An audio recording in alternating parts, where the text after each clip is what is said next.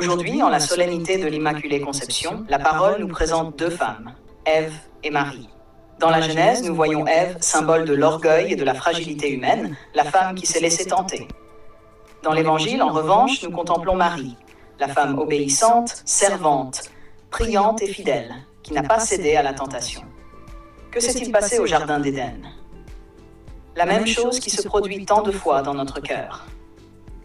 Le péché est entré, nous faisant croire que sans la loi divine, nous serions plus libres, et que suivre seulement notre volonté et nos caprices nous rendrait plus heureux. Mais lorsque nous nous éloignons de Dieu, même si nous essayons de profiter du péché ou de bâtir des projets sans lui, arrive un moment où, comme Adam et Ève, nous nous sentons misérables, nus et pleins de honte. Et dans cette tristesse et cette lâcheté, retentit la voix de Dieu qui nous demande « Où es-tu » De là naissent la douleur, la solitude et l'angoisse. Telle est la conséquence du péché.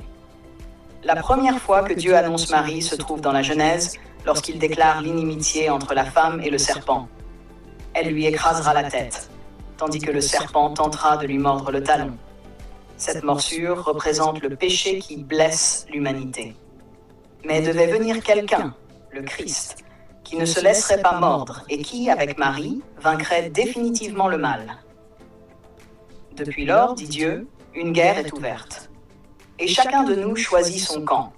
Si nous nous éloignons de la femme, nous entrons dans le domaine du serpent. Si nous voulons vaincre le mal, nous devons nous unir à la femme qui lui écrase la tête.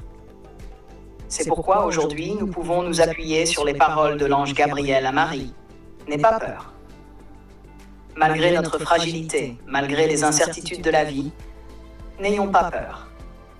Car lorsque la peur entre dans le cœur, elle nous paralyse, et elle devient toujours un obstacle qui nous empêche d'avancer.